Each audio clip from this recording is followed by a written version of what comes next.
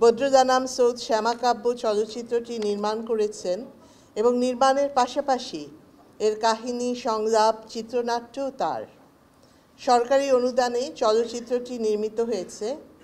অত্যন্ত মেধাবী এই নির্মাতা ইতিপূর্বে গহীন বালুচর চলচ্চিত্রটিও নির্মাণ করে আমাদের উপহার দিয়েছিলেন, যা সর্বমহলে প্রশংসিত হয়েছে, পুরস্কৃতও হয়েছে। আমি সেই জন্যে বদরুদ্দানাম সৌদকে আন্তরিক অভিনন্দন এবং শুভেচ্ছা জানাচ্ছি। জানা মতে শ্যামাকাব্য একটি সাইকোলজিক্যাল থ্রিলার চলচ্চিত্র, সাধারণ মানুষের অসাধারণ জীবন গল্প, যেটি আমরা দেখব এবং তখনই আমরা সেটা উপভোগ করব।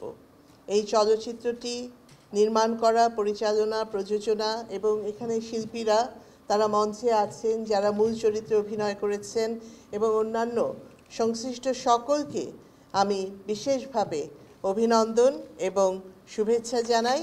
এবং আমি আশা করি যে বদরুদ্দানাম সৌদ এবং সুবর্ণা মুস্তফা আগামী দিনেও আরও অনেক মৌলিক এবং স্বকীয় ধারার চলচ্চিত্র নির্মাণ করে আমাদেরকে উপহার দেবেন।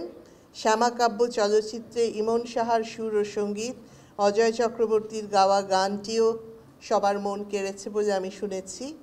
তা আমরা সেই ছবিটি সকলে একসাথে দেখার প্রত্যাশা রেখে সবাইকে অসংখ্য শুভেচ্ছা, শুভকামনা এবং ছবিটির সফলতা কামনা করে আমার বক্তব্য শেষ করছি।